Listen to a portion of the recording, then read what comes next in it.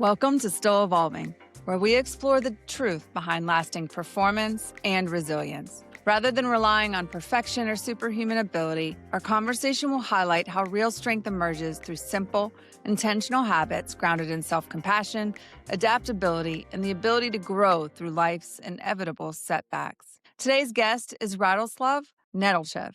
Rado is a visionary marketing leader and chief client officer for Central Europe at Dentsu, where he leads integrated client experiences and drives business transformation across the region. He is known for his people-first leadership style and his commitment to meaningful, sustainable change. What stood out in our conversation is how deeply he believes that transformation begins with curiosity. We talk about the discipline of active listening, the power of asking better questions. Rado shares how connection is not accidental.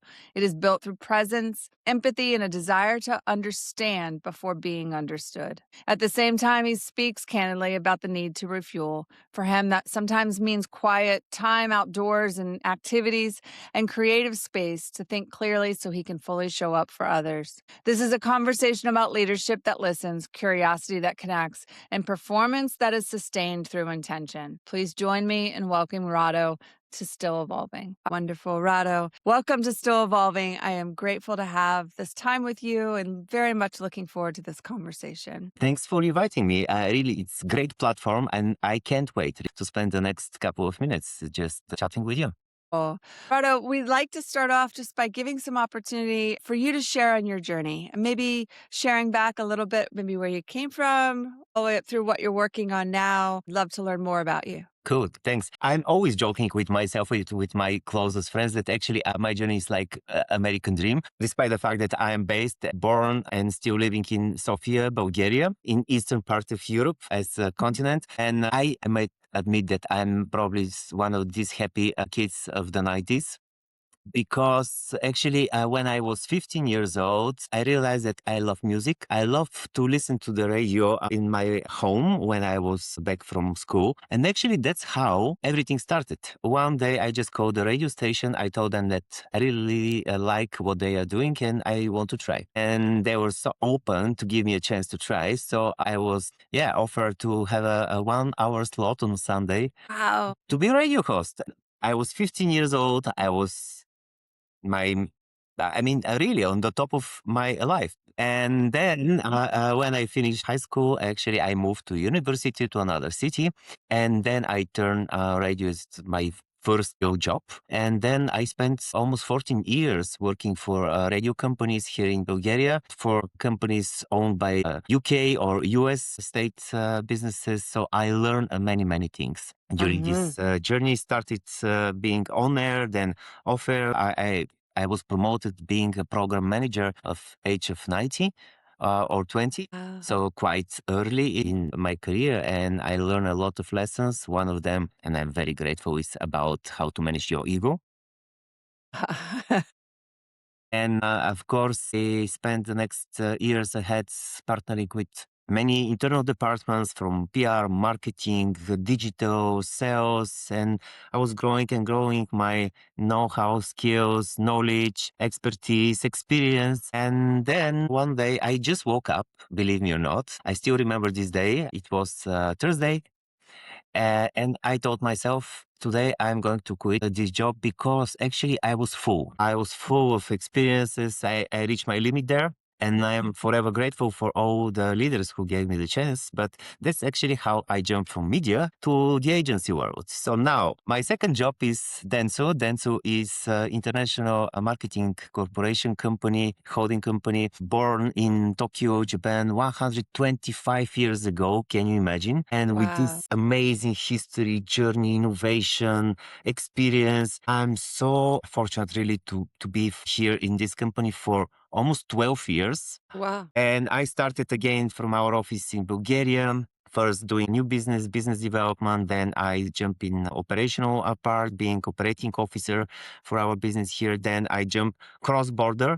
And this is probably the first real significant change in my experience here, really, because then I realized that this culture shift is something totally different that nobody prepared me for this experience. Mm-hmm. I was asked to lead our business and operations in Croatia. So I spent almost 2 years there.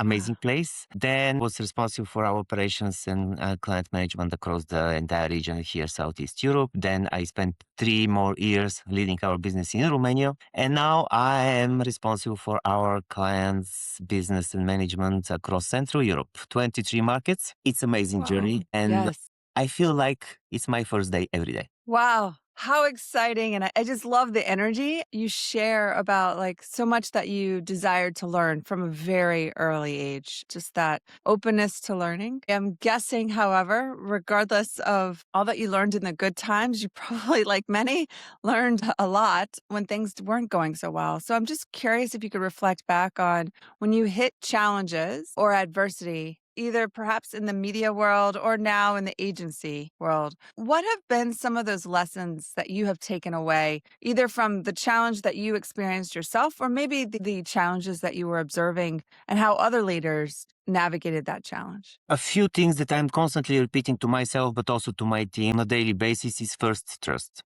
You need to trust yourself, but also you need to build this trustful relationship with your partners and peers. And when the challenge hits, when you have this trust, just actually it's much easier to navigate this challenge, to turn it into opportunity and to work hand by hand with the others. Trust is the brilliant basic thing. This is the layer without which actually we cannot progress at all. And the second pillar is clear communication. And because from my previous career working in front of the microphone, now in communication and marketing, again, communication is the key. And sometimes we have this tendency to lose ourselves in different messages or to receive messages in a different way if they're in written form via email, for example. So try to clarify.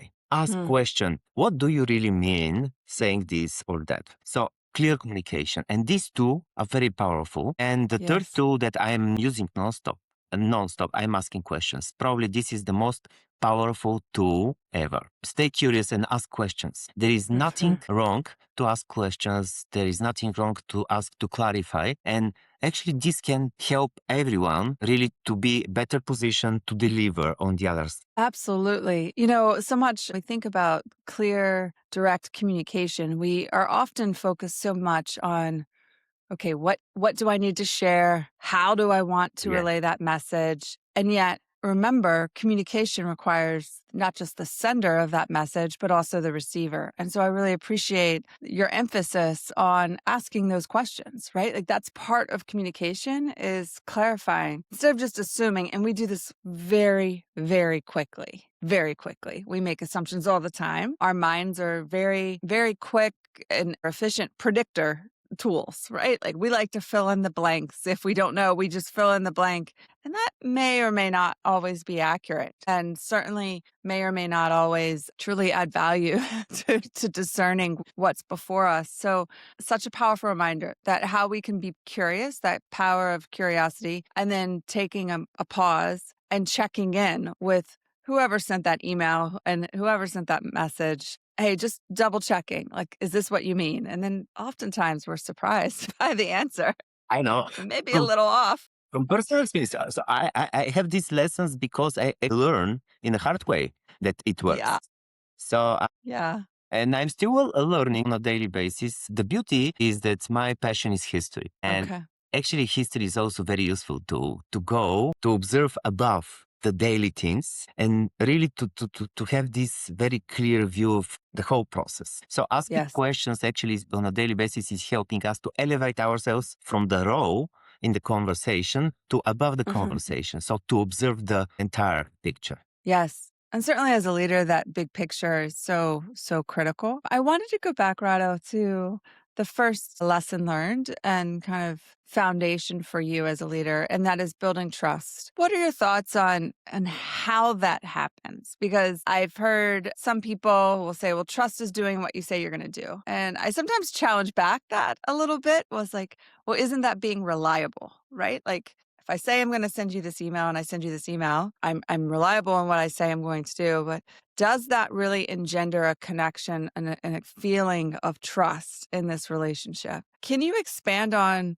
how you go about trying to create a climate or how you interact with others that leads to that experience of trust that you have with them. Sure, I'll try again based on my personal experience. First, Uh-huh. you need to have very, very clear work ethics, really to respect your colleagues, but also your partners. This is a must. Without respecting them, everyone can smell that actually what you are trying to say or sell, it's a fake, right? The respect should be there. Then you need to really to have clear values. And of course, we align our personal values with the company values, but also follow them on a daily basis. Because when I give a promise, okay, I'll send email or we'll deliver by Friday, we must deliver by Friday. We must send this Mhm. email. So this is the only way by proof points to build a trust. Trust is not like a Mhm. given in advance. Yes, in Mhm. advance, I can make a promises. And then when I deliver on these promises, this is a very good step in our journey of building trustful relationship. And transparency is another key layer here. We need to be transparent. That's probably the most important one of building trustful relationship, especially in bad times, especially if something goes wrong during a process or a project. Say Yes. it immediately. Be open, be transparent, and then we can solve it. Don't try to Yes. hide because everything will pop up Mhm. based on personal experience again. And then I think motivation really to build, to prove to yourself, but also to the others that you can build this trustful relationship is something that drives me on a daily basis. So again, I'm trying to keep it simple, but really keep your words, keep your face, deliver, and always support. Because my Yes. job actually is to support the others, to support our Mhm. clients' businesses, to grow their businesses, to help them Mhm. transform their businesses, to make meaningful connections with their customers. That's our job. And Yes. if I fail, actually the trust is gone. I appreciate you expanding on going beyond. Yes, you need to deliver. If you say you're going to do something, do it. That reliability factor is there, but there's so much more than that. With your share back on the other R, which is the respect, right? I would argue that transparency kind of rolls up underneath that. Like, how can you respect another person, another team, another partner if you are not being transparent, right? Perhaps maybe some of those details are on a need to know. I'm not advocating that we just spill everything. That can get messy. But to your point, that if there is a challenge, if there is a delay, if there's something else happening that's impacting, you could still transparently communicate that. Do so professionally, do so tactfully, and do so with respect. And, it's funny. I have these conversations with great leaders such as yourself. And when we talk about that, I don't get much pushback, right? Like most leaders are like, yes, of course, like be transparent. And yet I unfortunately in today's age, when we see crisis, the PR that hits media are typically those that are not leading with that respect, right? You see the cases that go wrong, if you will, that get messy. Maybe they become cases that are litigated in courts or get sucked up into like the political fighting and that kind of messy, right? But it seems as if those who operate with being respectful, being reliable, being transparent, it not as many of those cases hit the media. So I appreciate you sharing. The reality is that some companies really are constantly transforming themselves, like ours, and our clients are constantly transforming themselves, trying really to reshape their form and shape today and to prepare it for tomorrow. And those companies actually are always in this mode, and they are always with this learning agenda for new, for test and learn things. So they are not. Yes. Of course, there will be some mistakes during this journey, but again, they are learning in real time how to grow, to really to go with this growth mindset, with this experimentation, sometimes mode. So not to be stuck in the best practices from 20 years ago because Yes. doesn't work anymore. Right. Right. I worked for a great leader one time. He was a football coach, like Coach Chip Kelly, and he came in on board. He was doing a review on all aspects of the program. And he instructed staff that the only answer that is not acceptable to me is, well, we've always done it that way. When he asked why or wanted to understand more, any answer was acceptable. Even I don't know. That's an acceptable answer. But to say, well, we've always done it that way. It really locks you in. The rigidity really limits the growth, the opportunity to evolve. And so I appreciate that, your lens of working with other leaders and partners who are in this chronic like state of evolution, like very deliberately looking to evolve for growth. So I appreciate that. This journey of high performance as a leader, leading teams, certainly in your personal life as well, right? Like we didn't even get to that aspect of you, but certainly in your family life or your community life, this is can feel like a grind for some, right? Like there's a lot of energy, there's many years. And for some, we hear about the toll that might take without refueling, without recharging. And people will talk about feeling burnt out or depleted, not motivated. For you, how do you recharge? What refuels you? It's a very interesting question. I'm trying to find the answer to this question by myself, really. I don't know exactly, but sometimes I just feel the need just to stay alone and just doing nothing.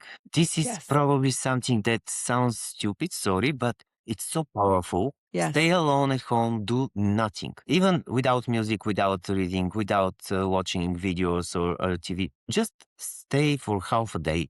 Really, it's very powerful. Then I try to challenge myself to go and do more practices outside in the parks or working with personal trainer, really to change myself in a way that my body, it's my mind. Because of course we need to make sure that actually our physics is in line with our mental health. And these two, Hmm. right now, I think I'm still not perfectly there, but progress over perfection is one of my motivational quotes. Then I'm trying Yeah. to challenge myself to learn new things or to meet new people outside of my daily professional work or routine. So I did this by purpose in the past 2 years, and I can see that I am a different person. My closest friends and colleagues and family can already confirm that I'm a different person. I somehow, because I'm a very ambitious person, but also very energetic, and sometimes Yes. people around me, they cannot stand with me. Let's put it that way.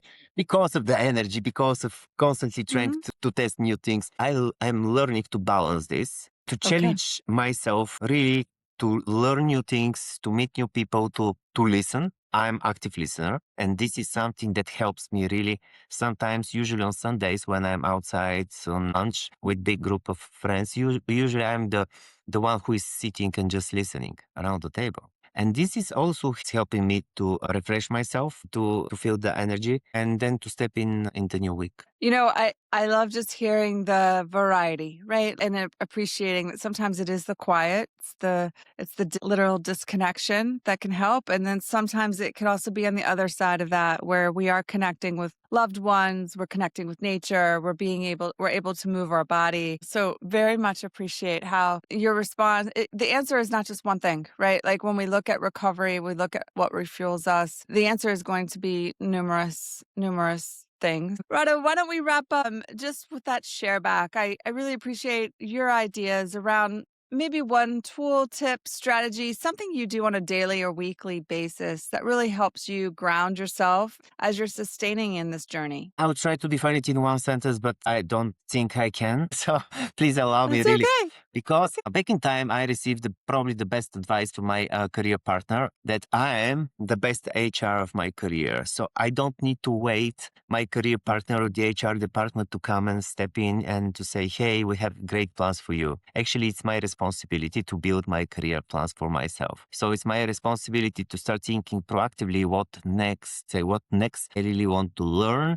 to step in, to really to go and to provoke myself. And when I changed and started working in that way, actually this changed completely everything. My mindset, Mm, my way how I plan my personal and professional development. I have this portfolio opportunities at the beginning of the year, and I'm building this for myself. First, to learn new things that can help me in my career, but also to learn new things outside of my work, to have this balance. Second, to have a coach, but also to have a mentor. So I managed to build this mentoring board, how I call it, during years. So from time to time, I'm connecting with these professionals really to double check, to validate something with them. Or to ask them to yes. challenge my thinking right now. So I really I am trying to surround myself with smarter people And this is probably one of the best advice that I can give to everyone, because I really don't want to be the smartest person in the room. Actually, no, I want a room full of smarter people than me. That's the only way for me to grow and to learn. And then active listening.